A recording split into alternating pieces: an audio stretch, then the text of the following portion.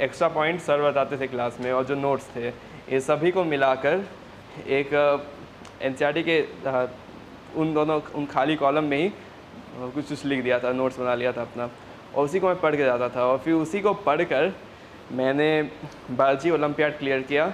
मैं national level तक गया। नेशनल लेवल में मेरा 8वां रैंक आया बायोलॉजी ओलंपियाड में, ऑल इंडिया लेवल पे, इसी के सहारे। लास्ट के 1 महीने में तो हम तुमको कहेंगे केमिस्ट्री उठाओ ही मत, ज़रूरत ही नहीं है, तो वहाँ सारा केमिस्ट्री का क्वेश्चन बन जाएगा। तो सर जो बता रहे हो तो बहुत अच्छा, ऐसा ही करो तुम। और बायो में वही 1-2 घंटा एक हफ्ते में निकाल कर किसी बायो के चैप्टर को कर लो। सुबह में पढ़ता था और एग्ज़ाम के 2 महीने पहले मैं रात को पढ़ने लगा। मतलब कि मैं ऐसा कर दिया था अपना शेड्यूल, जिससे मैं 2 से 5 के बीच का जो टाइमिंग है ना, उसमें सबसे ज़्यादा अलर्ट रहूँ।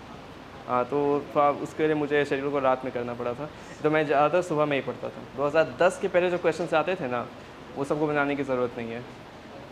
2010 से जो क्वेश्चंस हैं उन्हीं सबको बनाओ। ये बायो में बहुत स्ट्रिक्टली तुमको फॉलो करना है।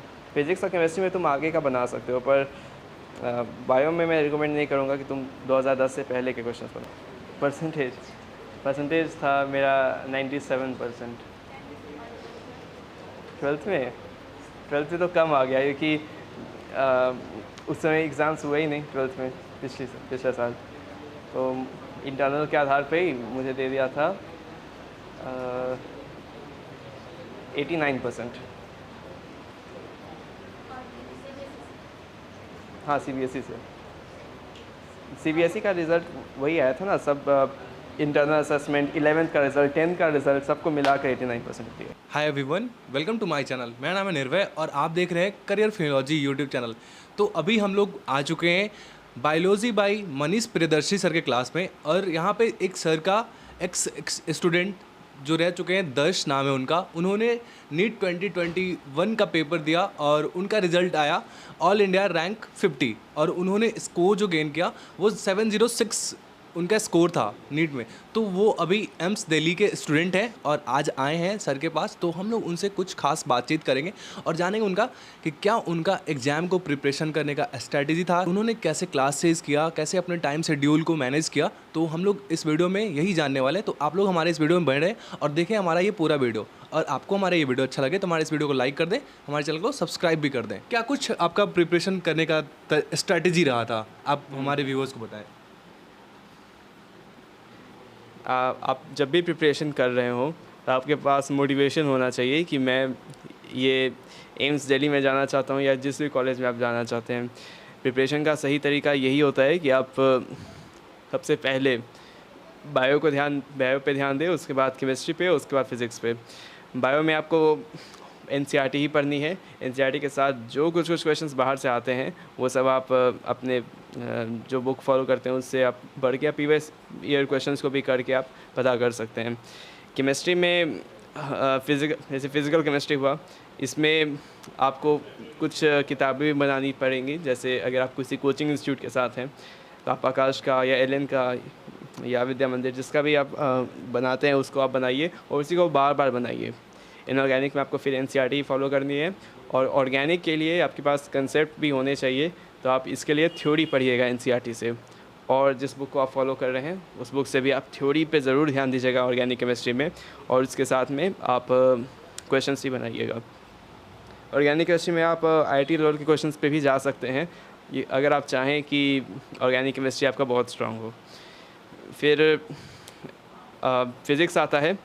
फ़िज़िक्स में आपको थोड़ी मेहनत करने की ज़रूरत है कि ये थोड़ा सा वीक स्पॉट रहता है बायो के स्टूडेंट्स के लिए।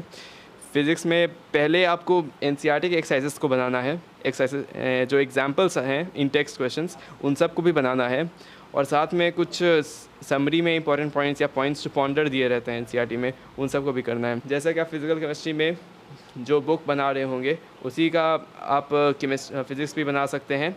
फ़िज़िक्स आपको बार बार बनानी होगी, फिर से बार बार रिवाइज़ करना होगा। जैसे कि अगर आप 11th का फिज़िक्स की बात करते हैं तो 11th की फ़िज़िक्स को आपको कम से कम 3 बार बनाना ही है 12th में, ताकि आप उसको मेमोरी में डाल सकें। सोशल मीडिया के बारे में आपका क्या ख्याल है? क्या आपने प्रिपरेशन के टाइम पे सोशल मीडिया यूज़ कर रहे थे या फिर क्विट कर दिया था?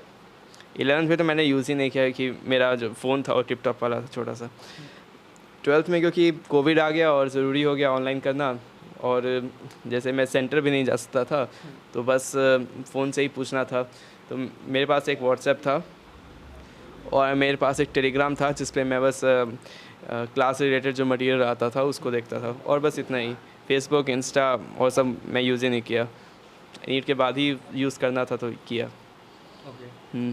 और कुछ चीज़ें जो बताना चाहें आप, जो प्रिपरेशन करने वाले बच्चे हैं उनको किस तरीके से अपना रूटीन को मैनेज करना चाहिए? रूटीन को मैनेज करने के लिए ना सबसे पहले आपको ये ध्यान रखना होगा कि आप जो समय अभी बर्बाद करेंगे वो आपको बाद में मिलने नहीं वाला है। तो आप बिल्कुल जो शेड्यूल बना रहे हैं उस शेड्यूल को आपको बिल्कुल शिद्दत से फॉलो करना है। मैं क्या करता था, मैं हर दिन एक शेड्यूल बनाता था, उसको पूरे अच्छे से फॉलो करता था और रात में निश्चिंत होकर सोता था 7 साढ़े 7 घंटे। आप नींद के साथ कॉम्प्रोमाइज़ मत कीजिए। और आपका जो शेड्यूल है उसमें आपको क्या ध्यान में रखना होगा कि आप फिज़िक्स से हर दिन फिज़िक्स को बना रहे हैं, हर दिन बायो को रिवाइज़ कर रहे हैं, और जो क्लास में हुआ है उसको भी आप कर रहे हैं। बाद में जब म्यूट का समय आ जाता है तो आप अगर ये शेड्यूल फॉलो किए होंगे ना, तो आपका जो रिवीजन का हुआ है वो सब बहुत जल्दी जल्दी होने लगता है। तो क्या आपने कोई इंस्टीट्यूट ज्वाइन कर रखा था या फिर आपने इंडिविजुअल क्लासेस की? मैंने इंडिविजुअल क्लासेस भी की और इंस्टीट्यूट भी मैंने किया था। मैं आकाश इंस्टीट्यूट के साथ जुड़ा हुआ था 11th-12th में, और यहाँ पे मैंने केमिस्ट्री और बायो की क्लासेस की, साथ में फिज़िक्स के भी क्लासेस जाता था। तो उन सब का एक तरह से फ़ायदा हुआ ओलंपियाड्स में, इन सब में। पर मैं यही कहूँगा कि अगर आप PYQs बनाते हैं और NCERT को अच्छे से पढ़ते हैं बायो में और केमिस्ट्री में भी एक हद तक, तो आप NCERT के बल पे नीट को निकाल सकते हैं।